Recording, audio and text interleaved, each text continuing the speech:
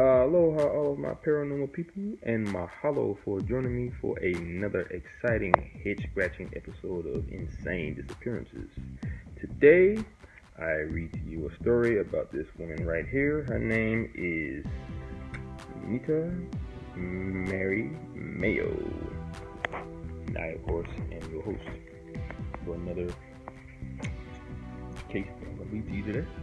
Alright. Nita Mary Mayo was a resident of Hawthorne, Nevada, and a licensed practicing nurse at Mount Grant General Hospital. She decided to take a day trip to Sonora, approximately 2.5 hours from her home. She drove westbound on Highway 108 in her silver 1997 Mercury Sable station wagon. At 2 p.m., Nita stopped at the strawberry store and purchased postcards, a Sasquatch refrigerator magnet, and possibly gas. Nita drove to the Donnell's Vista Lookout on Highway 108. This gorgeous spot has a commanding view looking north of the Sierras. Something happened at the lookout and Nita disappeared. Nita's family and fellow employees at the clinic in Nevada reported her missing. A Caltrans worker from found Nita's car at the lookout the same day she disappeared. Now, if you're wondering, Caltrans, that's short for California Department of Transportation.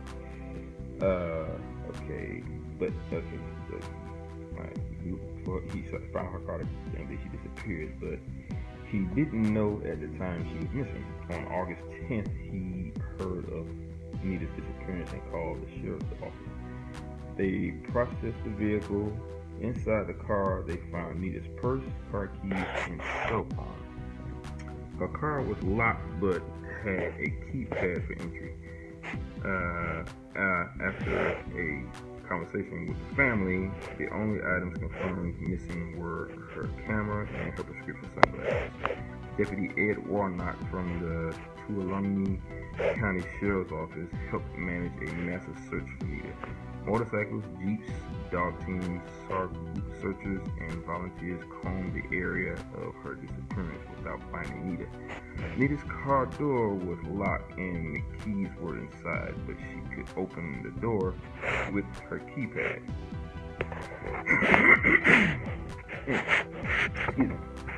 It would appear that she was standing outside her car taking photos of the landscape when something happened.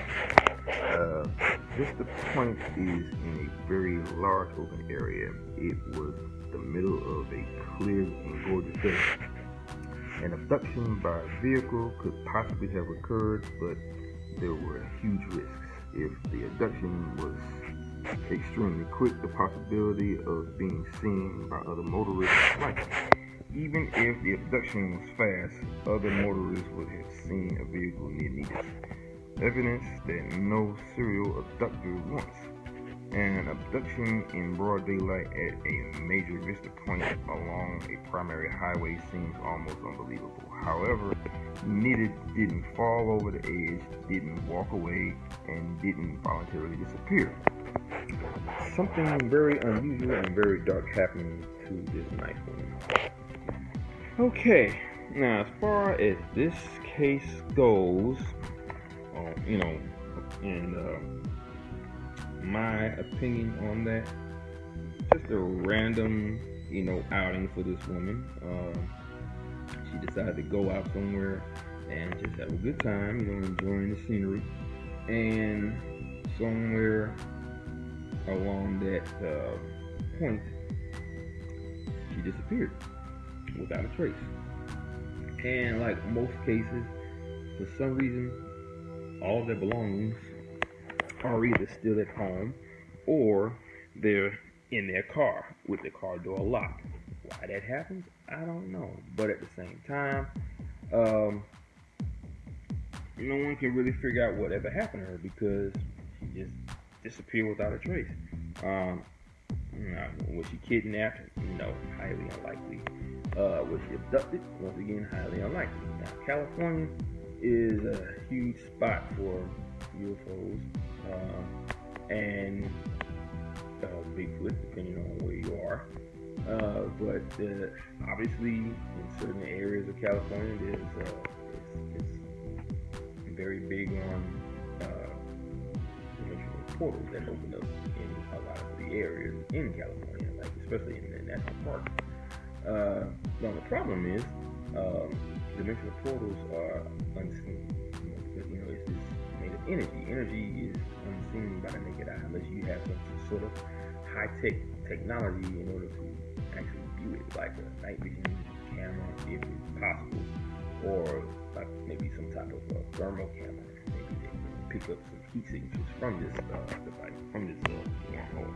But that, of course, is information that is not proven, because most people don't believe in those kind of things anyway, because they just say, oh, that's a sci-fi scenario. But in this case, what else can you say? I know the facts tell you what it tells you, but at the same time, so does the paranormal part of this whole case, because she just vanished. No one wants to believe that a person can just simply vanish without a trace, or vanish in the thin air. But it can happen, obviously, because it's telling you right here in the case. She just vanished. No one saw her disappear, and there's no evidence of her around the area. Now, if they looked at the footprints leading from her car door to whatever spot she was standing in, that's one thing. But it's just like the case of a young man who disappeared on an icy lake. And the footprints led out into the middle of the lake, and the footprints just stopped. So obviously, somehow he either disappeared or was carried. He was lifted up into the air, into a spaceship. That's all I can really say about that, because it is what it is. But yeah, that's one crazy story. And she looks like a very nice lady, very sweet looking. And she was 64 years old. But yeah, there's nothing else I can really say about that, because there's not enough facts or evidence to state what happened to her or what happened between point A and point B. All we know is that she just vanished in thin air. But that's the story on that one.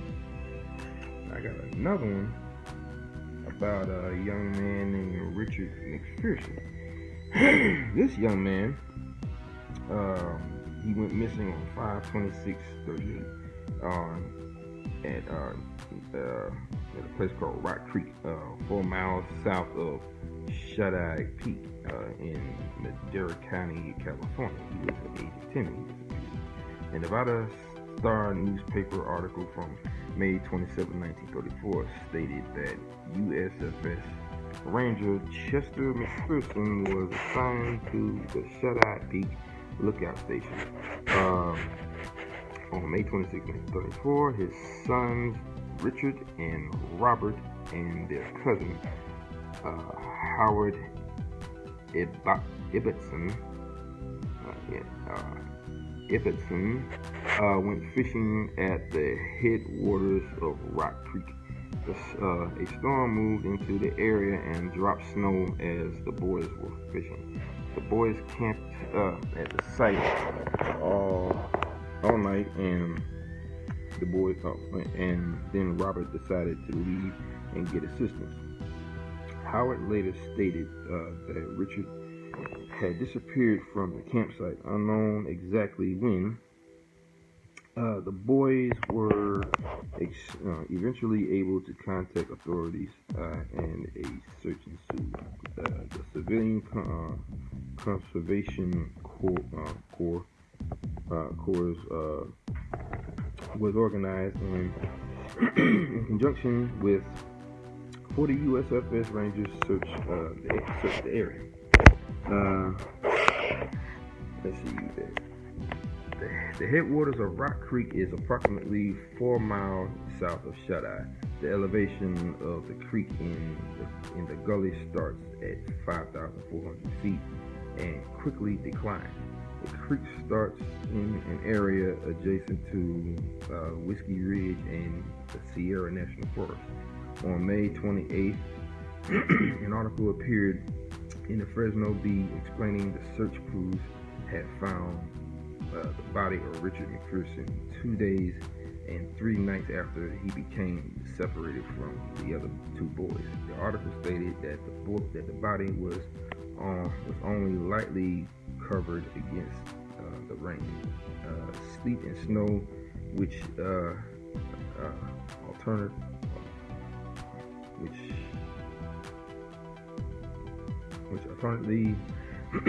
had swept the Shut-Eye Peak region during the time he was missing. His overalls had been removed, presumably because they had become wet in the stream Friday night. Wait a minute. His overalls had been removed. That makes no sense. Rock Creek is a creek, not a river. And where they were, it's a small creek. I was spoken to many survival experts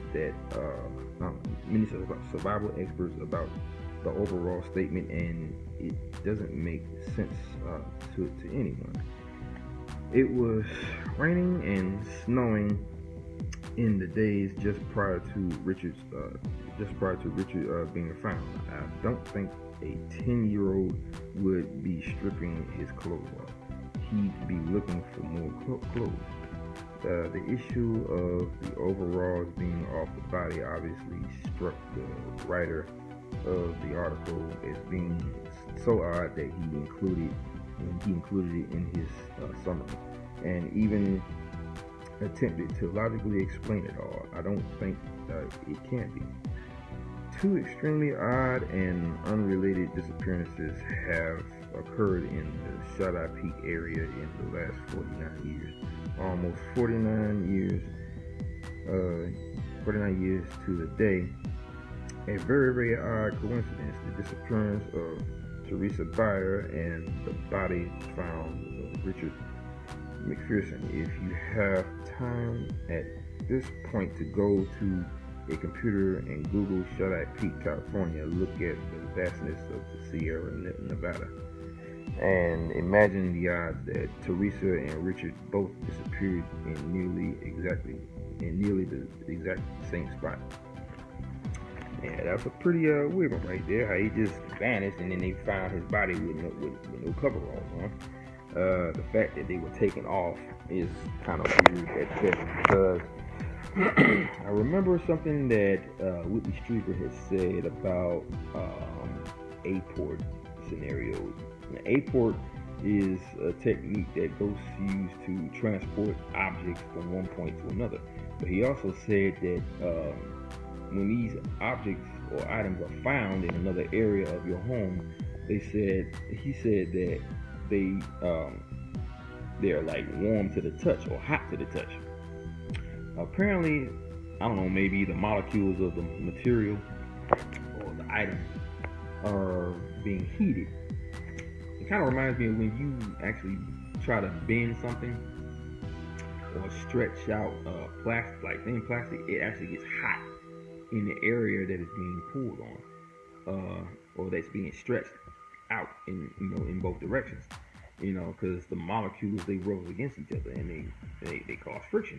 So maybe the people who are being transported from one point to another, their bodies become hot because they're being the molecules are being messed with during the transportation. I'm not sure. I mean, that's just a theory. But it is kind of weird how they take their clothes off, in the middle of winter. So obviously at some point they get extremely hot to the point where they gotta take their clothes off, so maybe, like I said, they're being transported from one point to another, and they use a port in order to do that, and their bodies probably become hot. Maybe their molecules are being disassembled and reassembled when they are placed in a certain area, and their bodies become hot to the point where they have to take their clothes off. I don't know. Or maybe whoever is doing this takes their clothes off just to mess with you. And another thing that he said, shoes that are being taken, or boots that are being taken, if they are taken from that person, it makes them very hard to get to where they gotta go. Either that, or it slows down their ability to get somewhere, especially if they're trying to run. So that could be another point in the shoes that are being missing in these cases too. But anyway, that's all I got for these stories today. I will continue to read on the cases and post them on my blog, so stay tuned. Always imparting. Aloha, mahalo, and ahui ho. Peace, guys. Stay safe.